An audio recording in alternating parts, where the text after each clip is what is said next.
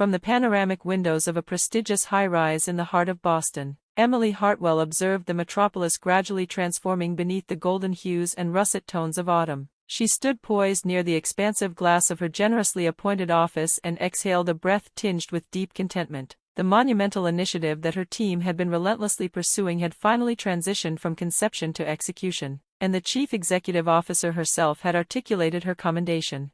"Emily, your contributions have been exceptional. I intend to include your name among the candidates for promotion in the forthcoming fiscal year."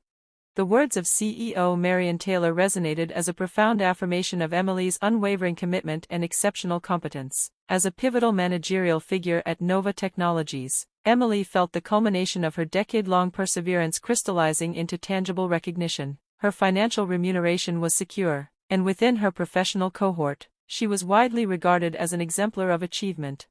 "Thank you," she responded, her thoughts already turning to the imminent Thanksgiving holiday. The time had come once again for her customary pilgrimage to the familial abode. As she returned to her desk to conclude the final correspondences of the day, she dialed her mother's number.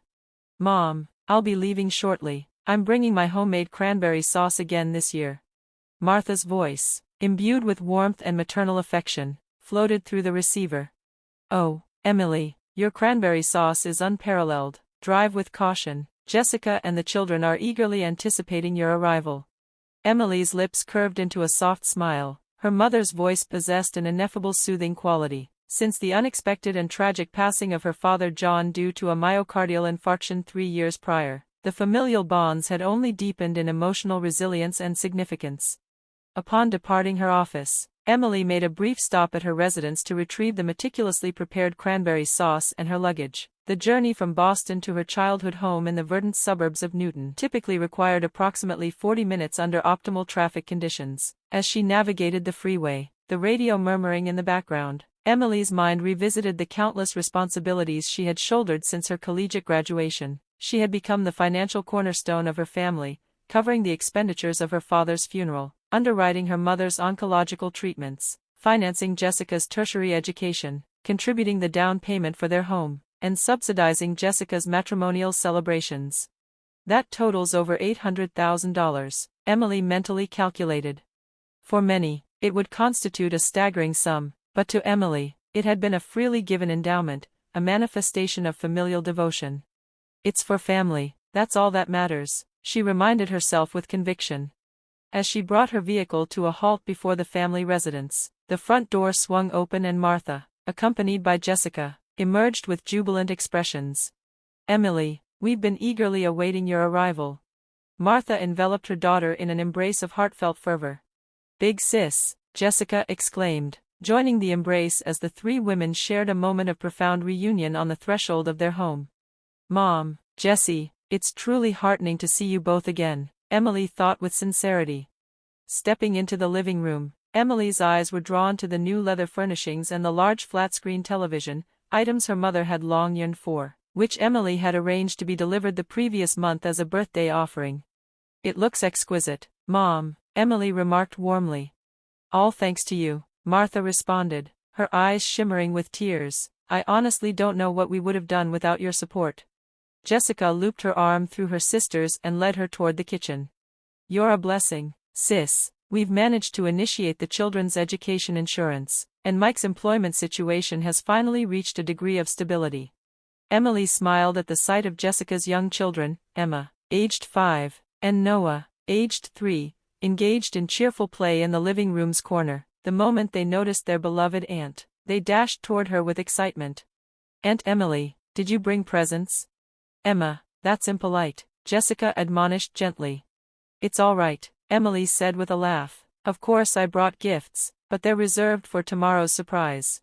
After spending some time entertaining the children, Emily joined her mother in the kitchen to assist with dinner preparations. While working on the stuffing for the turkey, Martha reached out to gently caress her daughter's cheek.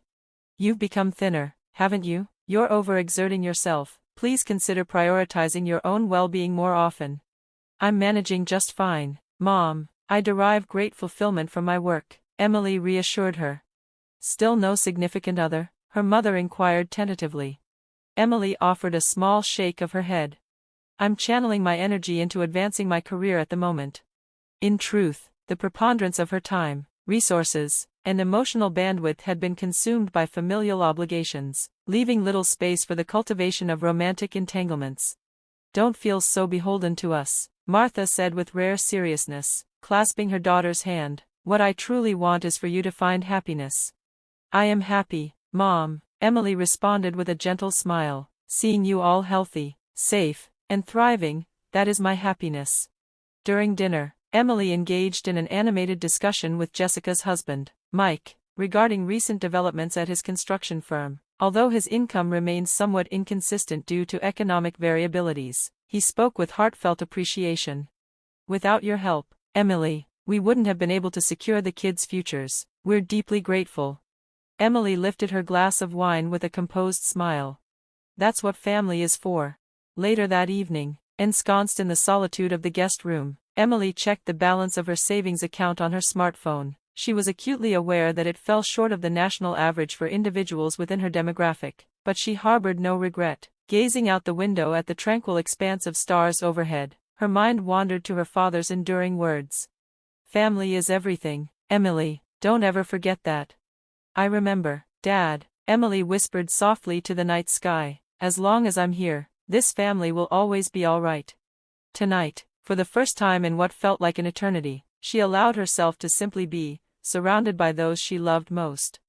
Angling beside her father, preparing meals alongside her mother, and engaging in playful interactions with her younger sister, these recollections were cherished fragments of a simpler time. Emily turned the key in the front door with gentle deliberation. The corridor greeted her with a serene stillness and enveloping warmth. From the distant confines of the kitchen, indistinct voices accompanied by the fragrant aromas of breakfast wafted through the air. She was just about to announce her presence with a cheerful salutation as she moved quietly down the corridor, but abruptly halted at the faint sound of her mother's and sister's ongoing conversation. "That approach is simply untenable, Jessica," Martha's voice rang with mild disapproval. "You must exercise greater discretion." "I know, Mom," Jessica responded with a light-hearted laugh. "Emily will resolve everything like she always does." Emily became immobilized, standing in silence at the hallway's corner, straining to hear more. "I wonder how much more we can extract from Emily," Jessica mused aloud. "I've already secured the new vehicle, but now I'm contemplating requesting a full kitchen refurbishment, though it feels excessive to request so much in such rapid succession." "Exercise patience," Martha warned in a cautionary tone. "Emily is magnanimous, but she is certainly not unintelligent." Emily's heartbeat accelerated. The tone and content of the exchange lacked the humor of a harmless jest. She pressed her back against the cold wall, her breath shallow, her ears attuned. "How shall I introduce the request?" Jessica pondered aloud. "Perhaps I'll invoke the need for a safer kitchen for the children, or claim that Mike's income is proving insufficient." Martha chuckled knowingly. "She's extremely susceptible to familial justifications. The mere invocation of family renders her amenable to almost any request." Emily's hands began to tremble. She tightened her grasp around the dessert wine bottle, her breath suspended in disbelief. "In truth, Mike recently received a promotion," Jessica whispered conspiratorially. "His annual remuneration now stands at $85,000. But don't divulge that to Emily. She's clever." Martha's voice swelled with self-satisfied pride. "A modest indulgence is well-deserved. Given Emily's persistent generosity, it's only rational to capitalize upon it." Tears brimmed in Emily's eyes. The world around her began to twist and tilt. Was this reality or a nightmarish hallucination? "She still hasn't realized she's essentially our financier." Jessica's voice came again, accompanied by the clinking of cutlery. "Precisely," Martha said with a smirk. "Despite purchasing the residence and the automobile, she remains under the illusion that she's merely assisting." A quiet gasp nearly escaped Emily's lips, but she swallowed it down, her knees weakening. "We were exceedingly fortunate," Martha continued. "Who could have anticipated she'd achieve such professional success? Her accomplishments afford us our current comforts." "Indeed," Jessica concurred. "Receiving $40,000 when no roof repairs are necessary, it's quite convenient." Emily stifled a cry. The roof repairs she had promised to fund the day prior, had that too been a fabrication? "With that 40,000, Martha mused, we can finally actualize our long-anticipated excursion to the Bahamas. Just assure her it's for structural necessities. She never verifies," Jessica added flippantly. I always allocate the funds exactly as we claimed, at least in name. Emily's consciousness reeled. Was every gesture of love and trust she had extended simply a transaction grounded in manipulation? How much have we successfully extracted from her thus far? Jessica inquired. A conservative estimate would be in excess of $1 million, Martha replied. Approximately half her earnings have gone to us. Laughter echoed from the kitchen. Emily felt as though her chest had fractured. Don't you ever experience remorse? Jessica asked, her voice hesitant. What nonsense, Martha replied, her tone hardening. She is a Hartwell. Financially supporting family is her responsibility, and besides, she provides willingly. Just say it's for the family and she'll give again. True, Jessica agreed instantly. Thanks to Emily, our lives are splendid. Emily quietly retreated, her heart encased in ice. With quivering hands, she placed the bottle on the hallway table, turned toward the exit, and grasped the doorknob. Tears streamed down her cheeks. Once outside, the sunlight struck her eyes harshly. She stumbled to her vehicle, sank into the seat, and collapsed forward onto the steering wheel. 10 years, and it was all a fabrication, she murmured. Childhood recollections spun like kaleidoscopic images, her father's funeral, her mother's illness, Jessica's university enrollment. Had everything been orchestrated? She inhaled deeply, striving to marshal her scattered thoughts. Remain composed, remain resolute. She retrieved her phone and typed a succinct message to her mother. An urgent matter has arisen. I will not be visiting today. My apologies. After pressing send, she muted the device, ignited the engine, and drove away from what had once been her sanctuary, a dwelling now unmasked as a monument to duplicity. I shall never be deceived again, she vowed. As she drove, emotions of grief and fury interwove tightly, yet underneath them surged a novel sensation, liberation. Years of subconscious doubt had at last been validated. Upon returning to her private apartment, Emily immediately contacted the family's longtime attorney, James Morrison.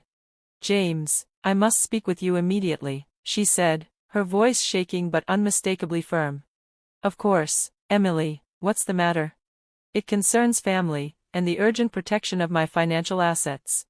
Following the call, she opened her laptop and initiated a thorough examination of every financial record from the preceding decade, bank transfers, property titles, educational payments, everything would be meticulously reviewed. It was finished, she was no longer the family's bank. Snowflakes began to cascade beyond the windowpane. Emily stared at her reflection. No tears remained, only a resolute glint radiated from her eyes.